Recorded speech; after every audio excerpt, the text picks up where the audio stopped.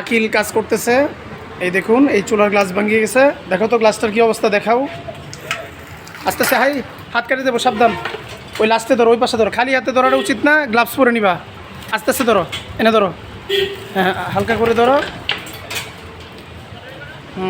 এই গ্লাসের কী হয়েছে আকিল? হ্যাঁ রাখো, আস্তে আস্তে ধরো। ওকে, কেটে গেছে। আচ্ছা হ্যাঁ, আস্তে আস্তে করা দাও। এই চুলাতে কি হয়েছে বলো, কিভাবে গ্লাস ভাঙছে? কোন জায়গা থেকে আগুন লাগছে? এই জায়গায় এখানে লিক হয়েছে, গ্লাসের এই জায়গায় আগুন লাগছে, তুমি দেখছো? আচ্ছা, এই গ্লাসগুলি সাধারণত কী জন্যে ভাঙে বলো তো?